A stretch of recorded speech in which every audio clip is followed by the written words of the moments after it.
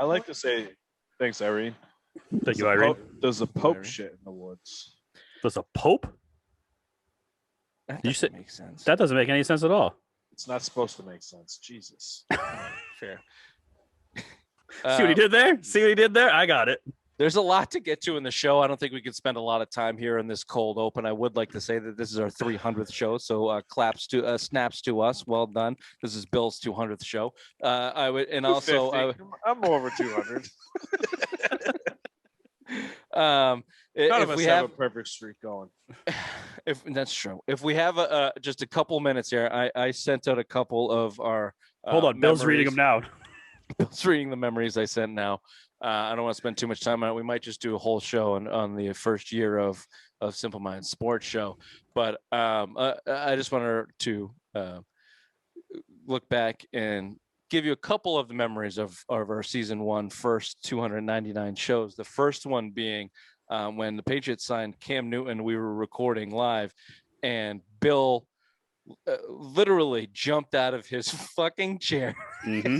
You sure did. Popped a boner, screamed. The mic, all of the audio quit because you guys were yelling so loudly, screaming into the camera. Most of it was just to say "fuck you" to me.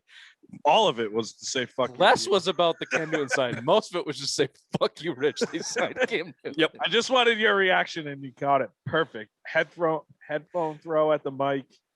I was in your chair. I was so defeated. I was so defeated. I couldn't believe it. And fucking toot. You're right. All bad signing. Ray, I feel you're good on these things. Do you have a couple memories before you get in the show? Yes, losing the bet to Bill and having to go to the batting cages and striking out 14 times and then taking a baseball to the back while a 10 and 8-year-old watched me with their father laughing in enjoyment in my pain and misery. That was the same day. To any of those that believe that hitting a baseball is not the hardest thing to do in baseball, just contact Raymond Langevin at simplemindsportshow@gmail.com, and he will let you know that it is the hardest thing to do in sports because he looked like an asshole trying to hit that ball. Yep. And then he looked like a bigger asshole when he got hit by the ball. Yep. Yeah, you were supposed to take that audio and use it at times, but thank God it got lost. Sorry. No worries. The other one, the big one that is still on our minds is the Billy Bad Words tapes. We're still, everyone out there that's looking to hire us, we're still waiting. The second that we get to pay Bill money for this show, we get six to release figures. The Billy Bad Words tapes. So we're just looking for a 6-figure income from an on-air talent. It's not a lot to ask, and we get to release the Billy Bad Words tapes. They're worth it. Trust me. Mm-hmm. Deal. That's been the deal all along. We know. Bill, did you have anyone after looking at this list 30 seconds ago that I sent you? There's been a couple good ones. I mean, a lot of our, where we came from, dude. Listen to some of the early stuff. It's like, holy shit. Yeah, it sounds like what you would sound like right now. Yeah, that's all right. That's all I like it. 300 shows in, we have not made one move. One of mine is Bill meeting his idol, Peter McNeely, Hurricane Peter McNeely, our very first interview. Yeah, that was a good one. We thought Rambling Ruth was bad. Peter McNeely, holy shit. Yeah, at least he was fun. Rambling Ruth was just a bore. She was nice. She was great. She was a nice lady. First or second interview? First. That was our very first. No? Nope. Well, we had Munez. That was after. That was after. Peter McNeely was our very first. That was our first one. What a dip into the interview. We've done probably 150 interviews since then. Yeah. Maybe not like 100, literally like 100 interviews since then. And Peter McNeely was our very first one. And that guy on the anniversary talk on the 25th anniversary, he fought Tyson. Amazing. He was talking to us three assholes. He was unbelievable. Hey, give him credit, man. He answered all my drug questions. He was awesome. Oh yeah, he was awesome. A great sport. Yeah. It just was an hour-long interview because his poor brain just could not get the words out. Yeah. Like he is the definition of punch drunk. What he was talking about his wife too. Like I don't necessarily feel bad for the guy, but I just like this is just what he is. Like he was hilarious. He was awesome. Oh yeah. That was a good one. The other one I had Bill U.S. Jordan Babineau, ex-NFL player, to point on his body where Brady hurt him. I listened. The audio didn't work. I listened to you guys on the back porch, and you asked one of them where whatever someone hurt. I asked Ray where You motherfuckers, that's my joke. I stole the joke. Hey, you don't show up to 10 a.m. to time travel with us. You don't get to. We Steal can my joke, jokes. man. Yeah. Hey, That was funny because the audio cuts. yeah. What'd you say? I didn't hear you. Say it again. Yeah, fuck you. You didn't hear us, Jordan. Or Jordan Babineau. And then Ray, it's still ongoing. We have yet to conquer it, but the quest for the butthole tattoo, Tuukka Rask winning a championship with the Bruins, is still ongoing to this day, which we will get into on this show later on, unless you guys have anything else to share. This is the Simple Minds Sports Show. Friday headlines, June 18th. I had 19th. Didn't I put 19th in the thing? June 18th, the 300th episode. Juneteenth is tomorrow. So pay your respects. We can't talk about that. Welcome to the show.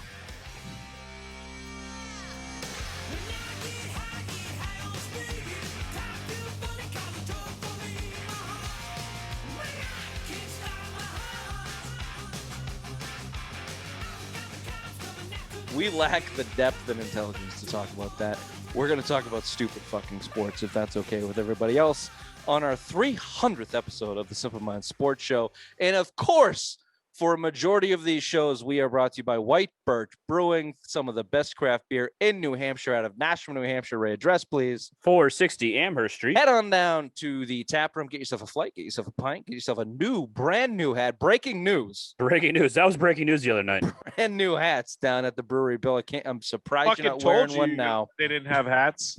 I told you every time I've gone, they didn't have hats. 4 months Bill, ago. you have to go on our side. You realize when you talk, we don't believe you anymore. Yeah, you are full of shit. This is the 300th episode, Bill. You told us that at the 200th episode. We could have had hats before then, but now they have them down at White Birch Brewing in Nashua on the good side of Amherst Street, which is I think we have to make that clear every time we say this. Now the safe side. It's the good side of Amherst Street. You don't need to be strapped. Right. You don't need that thing on you. And if you don't find it there, then find it in your local beer store in Southern New Hampshire, in Massachusetts, wherever you get it. Tell them Simple Minds boys sent you. White Birch Brewing. Bill, we haven't seen you in a couple days. I like to hear your voice. You're gonna have to keep that mic real close to your lips, like you do with the ding dongs. Baseball mom's is pussy. 8:25. To have you back, Bill. Baseball is dead to me. Tyler Glasnow is crying into a cup of soup, and Garrett Cole is not far behind him. Baseball has outlawed the foreign substance, and pitchers have lost their goddamn minds. Your thoughts? It's first things first. Glasnow is a baby back bitch. You're blaming MLB because your elbow blew up. Fuck out of here. Him crying sounds like a fucking high school pitcher crying because he can't get his way. Like, oh, we got to put more emphasis on throwing the baseball, blah, blah, blah. It's bullshit. Now you're hearing it as an excuse every time. Garrett Richards last night gave him 6 runs in 4 innings and used it as an excuse. That's what I'm tired of hearing it. I'm tired of it. Dude, it's the same thing with the fucking steroid era. You're cheating. It's been outlawed in the fucking game, and now you're bitching when they're reinforcing the rules that have been in place for God knows how long. Yes, everybody was fucking doing it, but now you're bitching when they want to crack down on it. It makes no fucking sense. You're using it as an excuse because you're pitching poorly. I mean, Glasnow, the injury excuse is the worst thing I've ever fucking heard in my entire life. Like, come on, dude. Your elbow exploded. Your elbow fucking exploded. That has nothing to do with the spin rate and how you grip a fucking baseball. The injury thing is really baffling. Also, just like aside from, I have a lot to say about this, but just the clips from Garrett Cole and Tyler Glasnow, these guys both have terrific hair and both sound like 12-year-old boys.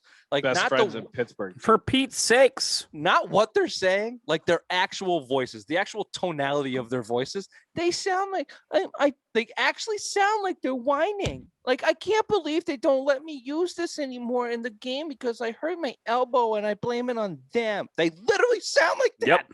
Those are their voices. Yeah. which I think like amplifies the whole situation. Notice how I took my voice real low to Well, you got to distinguish because that you I got am to a man. 35-year-old Pinch your man, balls. and Yeah. these 29-year-old bitches need to grow up. Yeah. It is fucking baffling, and it's awesome to watch. Frankly, it's fucking hilarious. The game is dead to me.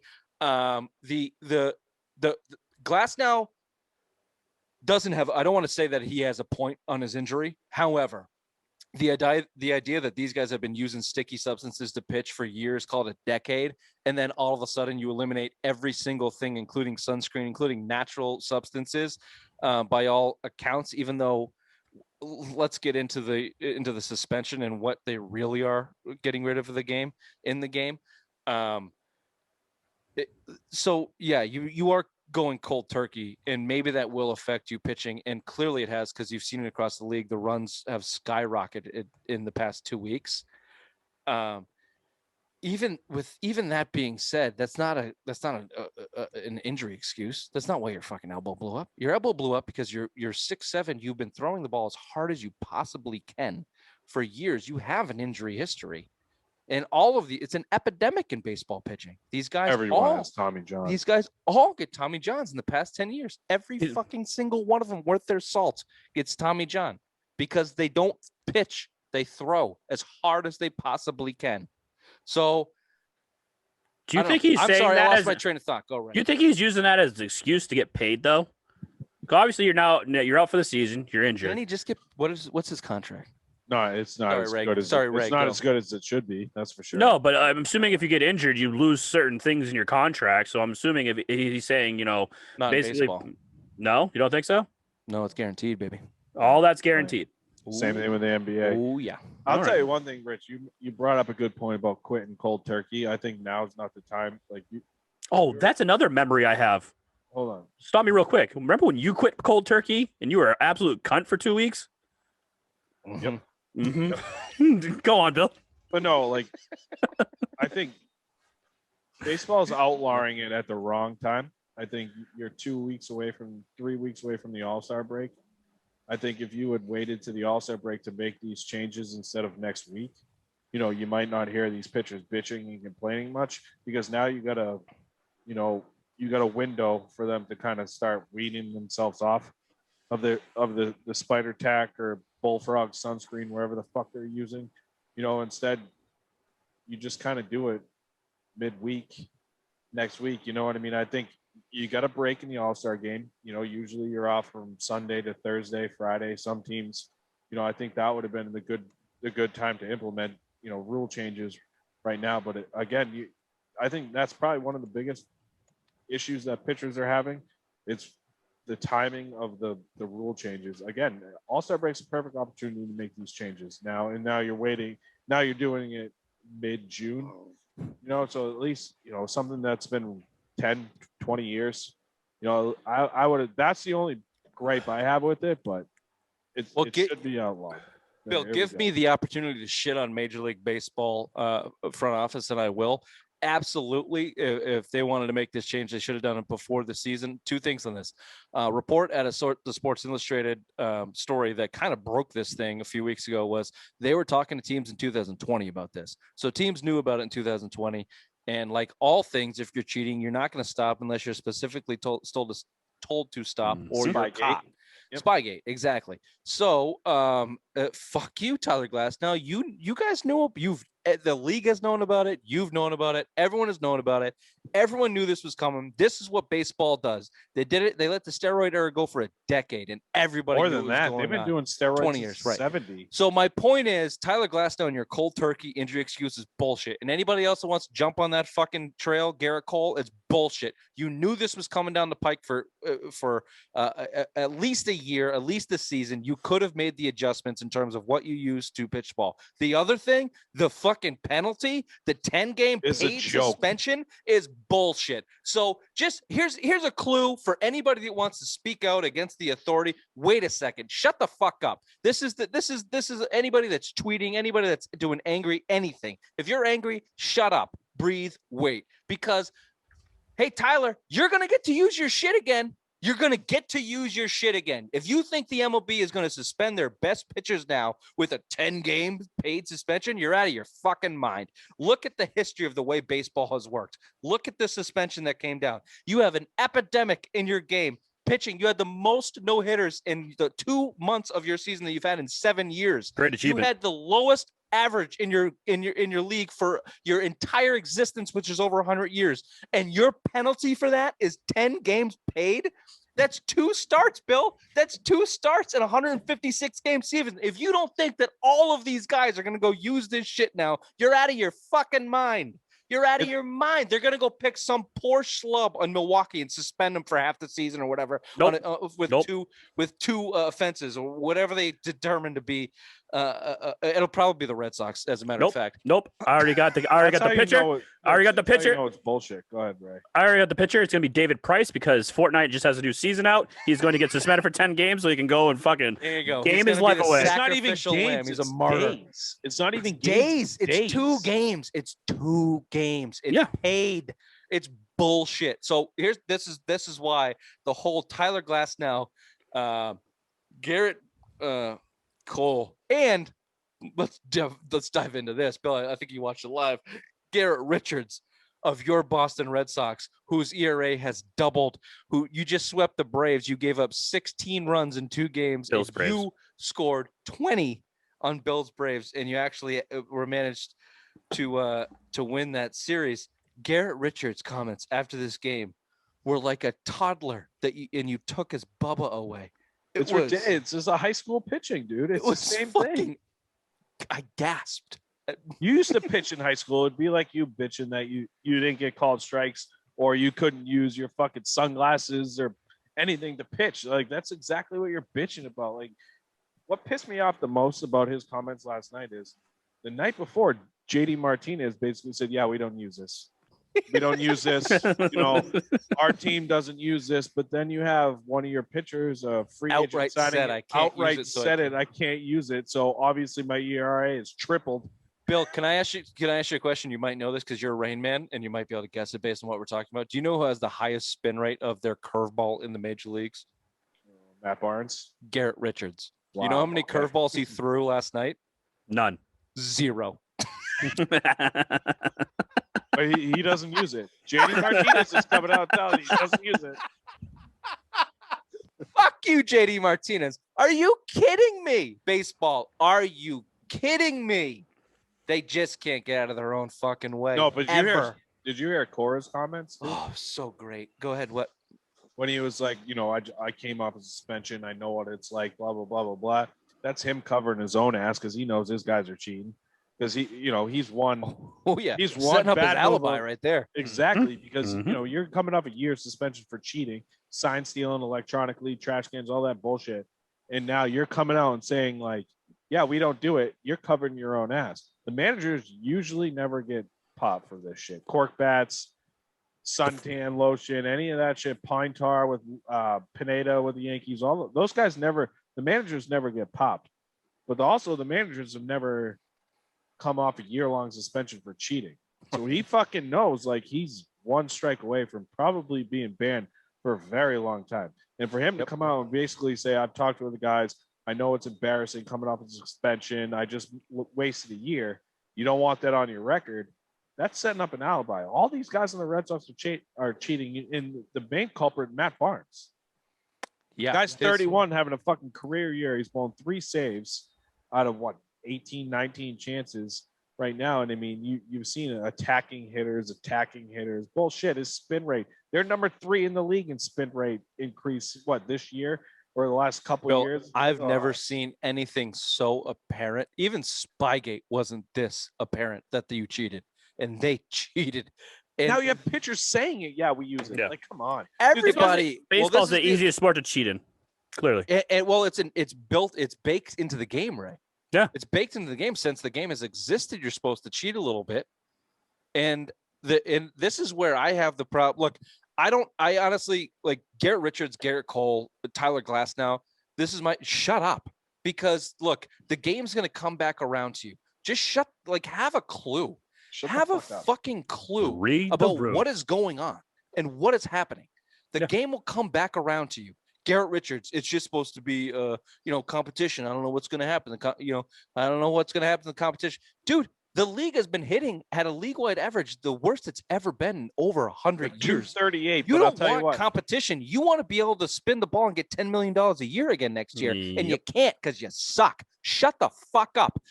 Garrett Cole is probably a pretty good pitcher. Without the sticky shit, he was a mid-3 ERA pitcher, underachieving as the #1 overall draft pick with the Pittsburgh Pirates. He got traded to the Astros, who cheat their asses off, and he became the best pitcher in baseball, got $300 million for it. So fucking shut up, Garrett Cole. Shut the fuck up. You know what you did. You know what you did, and you're taking $300 million from the Yankees for it. Just bury your head in the sand. Go pitch a nice 8-inning game with 4 strikeouts instead of 14, and shut up. You're good. You'll be okay. Tyler Glasnow, you're a Cy Young candidate, and you hurt your elbow, not because of the sticky. Shut the fuck up. What are you doing? It's baseball. They will come back around to you. I promise you. They will fuck up on the other side and come back to you, pitchers. Just shut up. Just shut up. Because they do have a little bit of a point, Bill, to your point. Don't do it at June. Do it in February. Say, hey, you can't use sticky shit anymore. It's over. Don't do it in June. They do have a point there. Yeah. But not because your elbow blew out. Not because your UCL blew. That's so dumb. God, baseball players are such fucking assholes. Fun fact, the though. The league sucks. So was that Sports Illustrated article came out, June 4th or June 5th? Since then, at that time, the league batting average was 238. In those 10 or 12 days since, it's 258, I believe now. So you're seeing the immediate impact of these guys and their spin rate and all that other shit. You're seeing more hitting in the game, and that's what people want. You're seeing it's what Manfred wants. Which is what I enjoy it. I enjoy a good pitcher's duel, and I enjoy shit like that. But again, what was baseball the best back in the steroid era when Barry Bonds and Sammy Sosa? No, it was the best in the early 90s and 80s. It was the best when you had Pete Rose was probably the best era. I'm just saying when they got the most viewership, when you had young kids actually wanting to go to baseball. Well, that's the problem. But here's the problem with it. Hold on, Bill. The problem with that idea is the reason the steroids era came to be is because viewership in baseball plummeted. Before the steroids era, viewership plummeted. So they jacked the balls and they got excitement up because people were chasing Roger Maris's record. Not because they loved home runs. It was because they were chasing records. It wasn't about the game. It wasn't about the way the game was being played. People misperceive this. It's because they were chasing records, and that home run record was one of the most heralded record in all of sports forever. And they fucked it up and they tainted it. But that was why the viewership happened. Not because the game got better. The game fucked itself because they went on strike because they can't get out of their own goddamn way for the past 25 years. The game went to shit because they went into a labor dispute in the early 90s and they couldn't get back on track because they're a bunch of self-righteous assholes in that sport. All of them. Management, front office, players, the ownership, all of them can't get out of their own fucking way. The sport is dead. It's dead to me. I hate it. It makes me so fucking angry. And then listen to these entitled fucking pitchers. You're getting paid millions of dollars. You want to bitch? You were cheating and they told you can't. And now you're acting like you're being persecuted. Fuck these guys. Give me hockey back, Bill. Give me hockey back. Please. Jesus Christ. And I know you're the baseball fan because I love the game too, but it's so insufferable to root for. Not to watch, but to root for. It's like, come on, guys.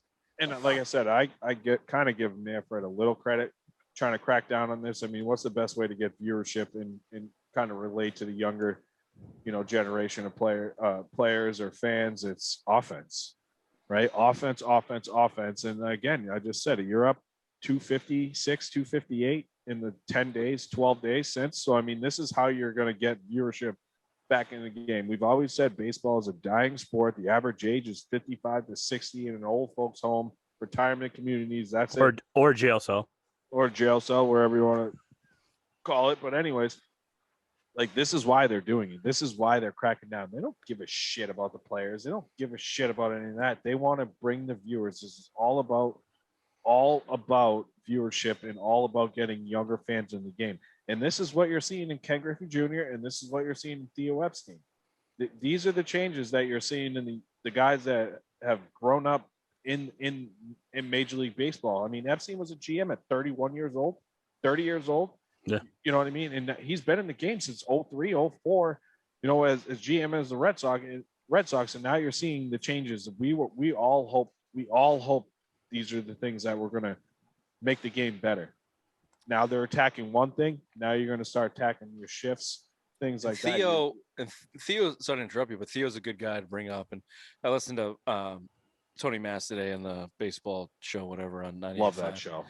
Yeah, Mass is just good baseball. I know you don't like him, Ray. So, Mass is so much about. Is baseball. A good baseball guy. He's a good guy to talk about baseball. And he brought up Theo as a guy that brought in the Bill James kind of era of baseball and the analytics, and now he's watched it go too far. And his point was, look, it's probably not the best to implement this rule in the middle of the season, but if it was orchestrated, what a good way to shake things up when it comes to, as they call it, the nerds in the analytics of the game, because nobody knows what to do now. And now you just have to go out and play baseball. And the actual baseball players will elevate and show themselves. And Franchi Corderos of the world will be stuck down in AAA because you can't rely on analytics and smash the ball 400 feet and never hit a single in your life. And we've been talking about for a long time. That's what baseball absolutely needs. And Theo Epstein's mission, if you would call it, is contact and getting the game back to where it belongs. And they got a long way to go. They got a lot of things to do. And their biggest hurdle are the players themselves and the Tyler Glasnows of the world and Garrett Coles of the world. I can't cheat anymore. What am I supposed to do? Garrett Richards said, I'm glad it happened while my career is at this point. And like basically saying, if I can't cheat, I can't play. You fucking kidding me? Fucking babies. Who's the bigger baby back bitches? The Nets or MLB pitchers? The Nets. No, the Nets. They have Kyrie. MLB. No, they have MLB pitchers, man. MLB pitchers are taking the fucking cake on this. I don't care how insufferable MLB pitchers are right now. I don't know. Kevin Durant just shut me and everybody else up the other night. 49, 17, and 10. Come on. We'll get to it. Everybody up. We'll get to it. We talked baseball for a long time there. I don't want to get too far into the Red Sox, but they did sweep Bills Braves in a short little 2-game series. They won 20-16 basically in 2 games, which is just ridiculous. Christian Arroyo. Yep. I did write that down, but now this is what baseball is.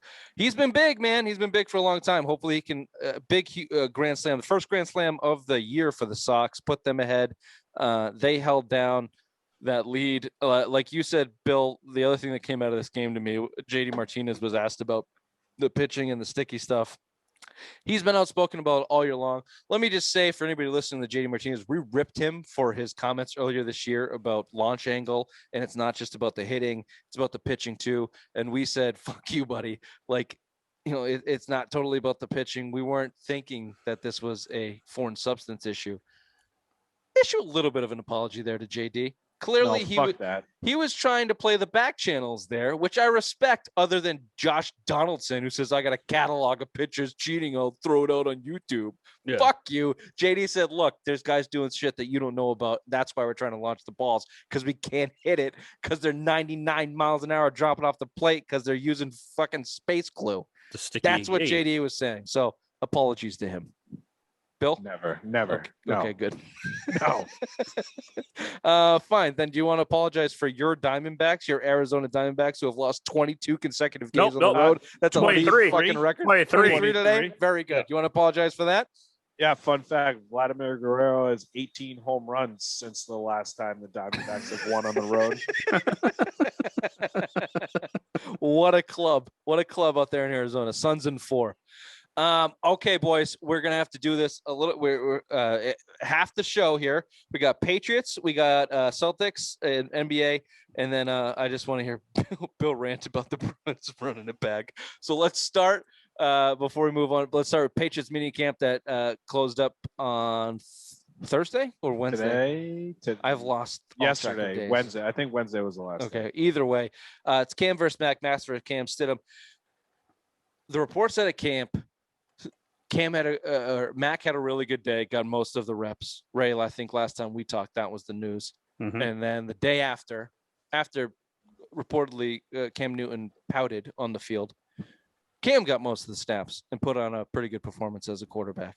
And also, Tommy Curran says that Jarrett Stidham has made himself known in every single one of these practices, even with limited reps.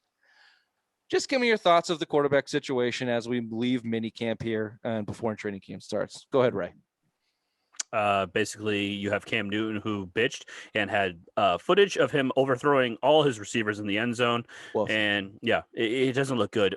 Obviously, my point on this is that I would take either Stidham or Mac Jones because anything's better than Cam Newton. We saw what he has to offer last year. Give him a training camp, all these OTAs, it doesn't matter. He's still going to suck. I'd rather see Stidham or Mac Jones week 1, but we know that's not going to happen. We all know it's going to be Cam Newton until at least week 5, so that's what we're going to get. It's kind of weird. Still, Bill, you've been hard fast in this. Ray and I have been flip flopping a little bit, but you've been hard fast. It's Cam Newton week 1. Do you still think, no matter what, it's Cam Newton here? Yeah, based on the mini camp. I mean, after training camp, it might be a different story. I do because I felt like the media was going out of their way to praise Cam Newton after Wednesday's practice where he was a little pouty on Tuesday when Mac Jones got a lot of the snaps. They really went out of their way to project, and I think Belichick's doing the same thing. His comments earlier in the week that he really knows the playbook more this year than he coming into last year. It just seems like it's not really a competition. I think the competition is for the backup job between Stidham and Mac Jones. Honestly, it just seems weird. They're playing through the media. It's typical Patriots. Tommy Curran guy, Rappaport, Jeff Howe, Girardi. All these guys were all reporting the same shit, and those are all tied in Patriot reporters, beat guys that fucking Bill feeds them information. And I just think it's weird that the media is really propping Cam Newton up for him to start week 1. And I'm not flip-flopping. He's a week 1 starter unless, catastrophic injury happens, but he's the guy week 1. Do you give any amount of credence to, I think what you just said is probably true. I think in Belichick's mind, he's starting Cam Newton week 1, but do you give any credence to let's see what the kid's got? Not yet. Let's throw him out there and see what the kid's got. And maybe he'll surprise us. Nope, because there's reports that he doesn't even know the playbook yet. He's still having trouble learning the playbook. No, so go ahead, right? Sorry. No, that's what I was just saying. That's what the reports are coming out, is that he's still struggling. He's still not seeing the open receiver downfield. So that's not what Bill Belichick wants. And I think Bill Belichick is ready to feed Cam Newton to the wolves. No, hold on, Bill. Hold on, Bill. Ray, you just confused me. Are you talking about Cam in that situation or Mac? Mac. That's why Cam Newton will start week 1. Are you ready to feed Cam Newton to the wolves? Why'd you make it seem like you're talking about Cam? In terms of week 1, if he starts, he's going to look like shit in front of national television every week, and then you'll be forced to play Mac? Mm-hmm.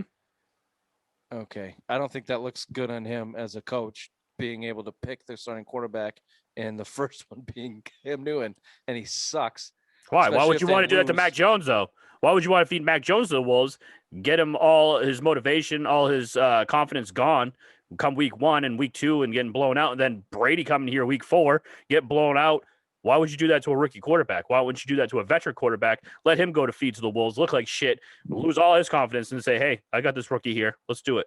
Well, you're looking at it from a different perspective. I'm looking at it from Belichick looks at these two guys in camp and goes, "Which one's better? Which one's better?" And you're looking at it from a you don't think either one of them is going to succeed at the front, so might as well let the one that you don't want to be here long term fail to begin with, and then let the other guy come in. Can I don't necessarily think Ray, that's true. Real quick. I want to counteract your point real quick. You want to talk about feeding guys to the wolves being Cam. You had your chance to feed a guy to the wolves last year at Jarrett Stidham, especially when you're out of the playoffs and you refuse to play him. You know what I mean? I don't think it's feeding Cam to the wolves. It's just he trusts the veteran guy. You saw it last year. Cam sucked when he came back from COVID, right? So he was terrible. He was a pretty serviceable quarterback. The first 4 games, right? They were 2-2, 3. The Oakland game sucked. But you know what I'm saying? You get my point. There were 126 yards and 2 picks. Come on. I know. Yeah. Then he got COVID because he went bought hats in Brighton. But either way, what I'm saying is you had your chance to feed someone to the Wolves, and Jared Stidham would have been that guy. You're not going to feed Cam Newton to the Wolves because you saw one good practice out of Mac Jones on Tuesday, and he was pouty, right? So you're not going to feed him to the Wolves, as you want to say. It would have been last year if you were going to. Let me step in, Bill. Maybe Ray, what you're trying to say is like, if Bill looks at this through training camp and goes, "Look, I like Mac Jones. I think that he can be a future, and I think that he can be our guy. He's not ready quite yet." And everyone's making this point, and I think it's valid. Week 4 against Brady is big. It's big. It's a launching point. Bill, you have Mac starting in week 5, and I think that's a pretty good prediction because of how big week 4 is going to be for this team.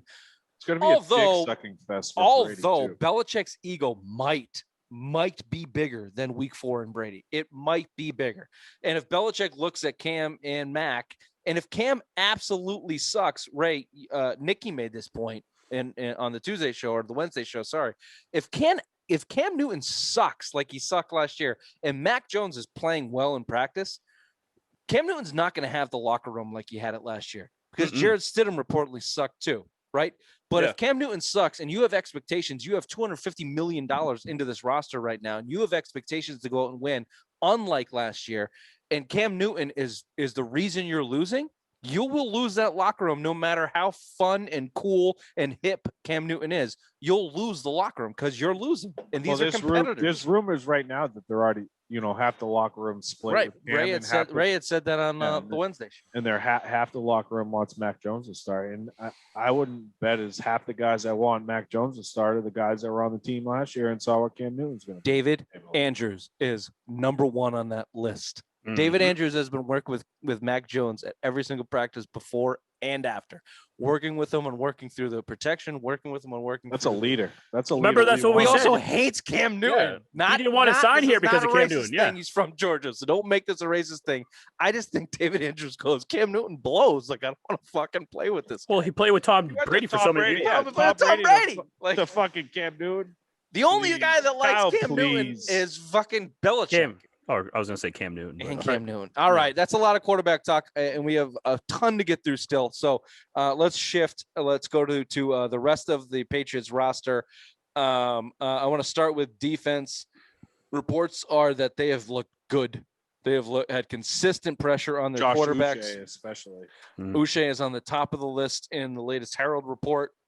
Dante Hightower has obviously got a lot of media here in the past in little mini camp here. And, there's been questions as he's taken a pay cut. Obviously, Gilmore has skipped camp. He's holding out. He's holding out. Yep. And then Chase Winovich has also not been in camp. So that's been a little bit of a question mark. So let's start on defense. Just give me your overall thought on the defense from mini camp, from the reports from mini camp. I don't take any credence in this because they're in shorts and a helmet. Come on, nothing. It's and Cam Newton is the cold. Well, this is the job. This is the job that we have to take. So let me put it this way to you, Bill. Though, let's take this front sevens mini camp last year versus last year's front 7 mini camp. Were the reports coming out of last year's mini camp? Wow, these guys look fast and strong. I don't think so.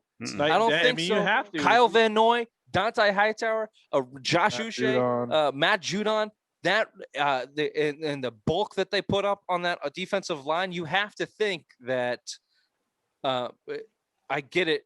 There's no pads in it, 7-on-7, 11-11 walkthroughs, but every time that we've talked about the quarterbacks, it's been, well, this guy was 7 for 6, but they had 3 sacks, 4 sacks, 6. Nice. 4 goals, 2 shots. 4 goals, 2 shots. Really.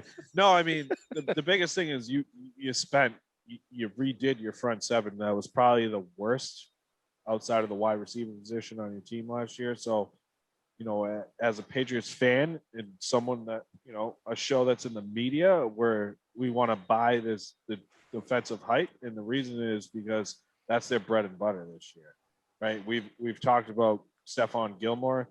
Who would we rather have, him or Julio Jones for the same price? Is the bread and butter is their defense, right? So, I mean, the encouraging news coming out of camp is, mini camp or whatever you want to call it is, yeah, it's encouraging because that's their bread and butter. Getting Dante Hightower back, Kyle Van Noy back, those are leaders on this team that have been on this team for a while.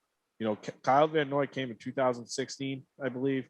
He was here for 4 years, kind of left, came back. You know, that's a veteran leader that you're bringing back to mentor these young guys. So everything on the defense, as much as I don't want to take a lot of credence in it because it's shorts and shells and helmets and no real hitting, but it is encouraging because that is what's going to win us football games, because all of us believe Cam Newton's starting. Cam Newton can't throw the fucking football.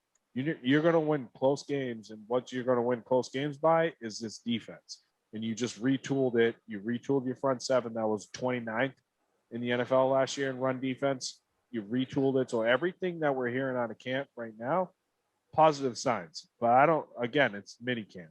Yeah, Get sure. some pads on it, but this is encouraging because that's how we're going to win football games. You got to take it with a grain of salt for sure, but the talent has definitely improved.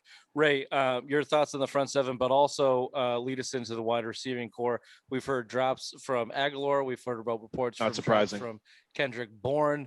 We were excited about the free agent pickups on the wide receiver realm. What do you mean New England was excited about bringing in professional wide receivers because we were relying on the likes of guys that we've never heard of. And now you have Nelson Aguilar, who was a high round draft pick and had a breakout year with Vegas. Kendrick Bourne, who was a guy that probably no one heard of before he signed with New England, let's be honest. But obviously let's bring into the tight ends with Hunter Henry, who's more of a pass catching tight end, and Jonnu Smith. So mixed reports out of those pass catching groups. Ray, throw it over to you. Any last thoughts on the front seven, then brings into the pass catching. What did we say last year? The only way you could beat the Patriots is run. Because our front seven could not stop the run. So yeah, it's nice to see and hear that the front seven is actually looking a lot better than last year. It's a total 180. Right, 180. Yeah, 180. Yeah. I'm sorry. I'm drunk. I'm drunk. I'm sorry. But yeah, so that's nice to see. Hopefully, Hightower. Just because it's your birthday doesn't mean you get. Happy birthday. Do we say happy birthday? No, Bill did not. Bill, you did. Bill has yet to say happy birthday. Bullshit. I posted. But I wanted to hear it out of your mouth. You only get one from me. You only get fucking one. If I do it on that, that's all you get. And you don't deserve a happy birthday because you're wearing a LeBron James Heat jersey. Suck my dick. I did that for the interview. She's from Miami. You could have changed. You got enough. You have enough. I did, but I didn't want. I knew if I took my shirt off, you hit that record button real quick. The dark side of the fupa would be there. I didn't want to go on a diet. Yeah, salads, baby. I love salads. They're tasty. Anyone that starts a diet before 4th of July is an idiot. All right, fine. I won't start till 4th of July. Thank you. Anyways, it's a perfect time. Labor Day is just a couple of weeks away. Nelson Aguilar, I'll never forget the Philly clip that the guy that had a fire at his house and said that the firefighters. He caught the baby, right? The fire. No, they were catching. I thought, was it a baby or cats that the firefighter was catching? He said he had better hands than Nelson Aguilar. So I have nothing, no respect for this guy. He's going to have a terrible season either way. But why didn't you mention Dalton Keene at all? Because he hasn't been. He sucks. He's gonna get cut. He's gonna be there. He's gonna be their fucking. No, he's gonna get cut. You know what? Who would like to mention? Who's getting a lot of decent under radar pub? Asiasi. Yeah, there's a lot of good talk about Asiasi. Who actually like as much positivity that we could give the tight end position last year has to go to Asiasi in his last 2 games. Was he the UCLA one? UCLA, yeah. Who reports where he had a bad motivation type of thing. And he's looked good in the absence of Jonnu Smith, who has a hamstring injury after signing a respect. That's nothing. That's nothing. They're gonna sit him down. Okay. Fuck you. It's nothing. Okay. Guy never misses time in the regular season. I think he did when he signed with the Patriots say, I'm going to be the hardest working player this league, this franchise has ever seen, as a direct shot at Tom Brady. So I do respect Jonnu Smith. Dead to me. I do respect Jonnu Smith for that. And Tom Brady. Hunter Henry has what did someone call him? Was it Giardi or one of the beat guys called him Old Faithful? That he's just catching literally everything that's thrown to him. Let's not forget who Hunter Henry is. He has an injury history, pretty significant one, honestly. Seems like he's a little bit soft in terms of tissue injuries, getting hit and shit like that. But before that, he was considered on the Chargers. I don't know, Bill, top 3, top 4 wide tight end in the league. Yep. At his peak a year and a half ago, right? Not Yeah, he had 2020, but I think he had 2019. 9 touchdowns. What year did he miss with the ACL? Was that 2019? 2019, because I think 2018 was kind of his breakout year. He got Yeah. And I think he missed No, the I year. take it back. It was 2018 because 2019 he had a breakout year. 2020 he was playing on a franchise tag, so it was 2018 that he missed. Then he came back on the ACL and was a monster. He's the a Chargers. monster. And remember I think that. the And Patriots remember are going to put him in a good spots to fucking succeed too. They're not going to. He's not your blocking tight end. they're gonna want- He's they're gonna- he's seam route touchdown boy. Exactly. And remember with the reports that when the Patriots went and played San Diego, how much Belichick fawned over this guy in his high school. He said in his press conference. Yeah. Dude, his high school coach never punts. Never punts. That's that one guy. He's made national news because he never punts. The last I'll say on the pass catchers from the Patriots, look, they've never been a big wide receiver core type of team. Nelson Aguilar, I don't really care about overpaying him because all of these salaries are going to be off the books in a year to 2 years. You just need guys to compete and play. So if your main pass catchers are coming out of the tight end position or running back position, if Mac Jones is able to get in there, I think James White all of a sudden becomes really relevant again. With Cam Newton, he wasn't because Cam Newton can't throw to his side for 5 yards for whatever reason. But I do believe Mac Jones is going to play this year, and therefore I do believe James White is going to be a big proponent, and I do believe the tight ends are going to be a big proponent, which makes the wide receivers less important, which makes the fact that Jacoby Myers is battling for the number 2 position. He's your number He one. might be your number 1 in this type of offense, carrying in the slot. And you got the Z kid, what's his name? Zubar beating out N'Keal Henry. Gunnar Olszewski is going to make the on this team, and Trey. I'm just going to call him Trot Nixon because that's what comes to mind. But I think his name's Trey Nixon, the 7th round pick. He was an Ernie Adams special in Ernie Adams' retirement year. That kid's making the team just based on principle of special teams, guaranteed. Watch out for that kid too, and the way that these guys run wide receivers. All that being said, I don't have a lot of faith in Nelson Aguilar or Kendrick Bourne at this point. They're saying I don't even know if it matters. They're saying big things about Kendrick Bourne. Bourne looks like a prototypical Patriots wide receiver. Yeah, Nelson Aguilar looks like a drop waiting to happen.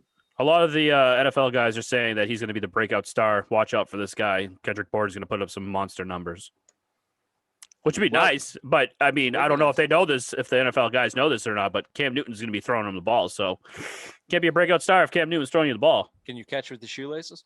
Last point on the Patriots, and this is a fun one, and this is breaking news. Robert Aguayo, he was cut. Robert Aguayo. Oh. Yeah. Robert Aguayo was cut. So the kicking duties for the Patriots team have come down to old faithful Nick Folk, who we prayed together in the fans of held hands in Philly. Oh, hands in Philadelphia, that he would make an extra point after Julian Edelman threw a touchdown. Not Tom Brady. Julian Edelman threw the only touchdown of that game. That's how that game went. We prayed that he would make an extra point. We played that he would make a field goal. Turns out he was the best offensive weapon that the Patriots had in 2020. He is most likely you're going to be your kicker in 2021. However, you have someone called Quinn Nordin. I would like to call him Nordin Quinn, Medicine Woman. Kick like bull. He's been slamming field goals from 60 plus, even through the skinny uprights. Although the knock on him is his accuracy. Any thoughts?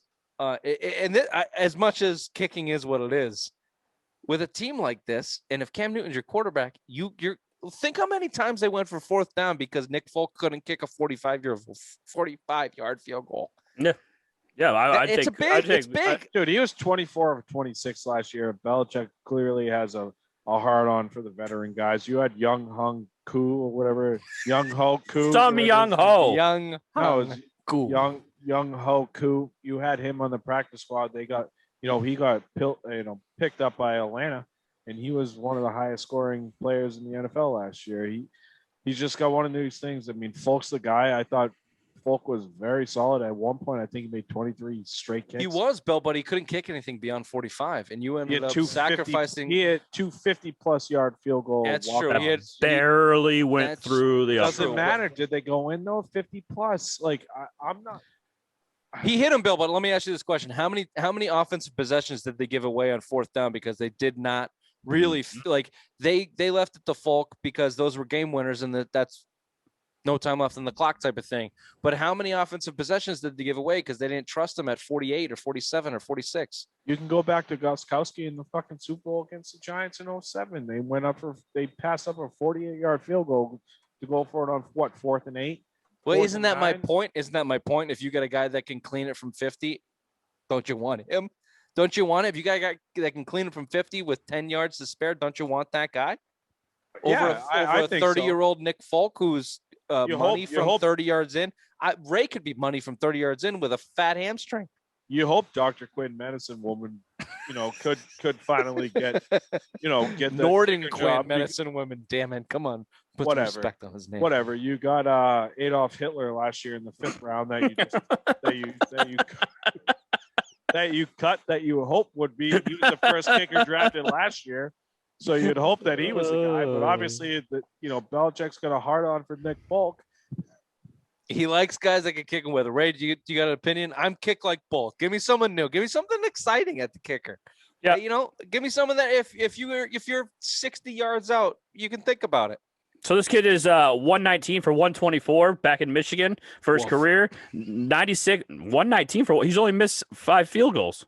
I'm glad you got that math 190. Right. You said 119 to 194. He said 24. 119 to 124. He's only missed 5 field goals. He has an extra. He has an extra point percentage of 96.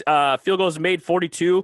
Field goals attempted 58. Extra point. Hold on. The extra point percentage is bullshit because they're still 2 yards from the end zone. It's a 17-yard kick. I can make a 17-yard kick.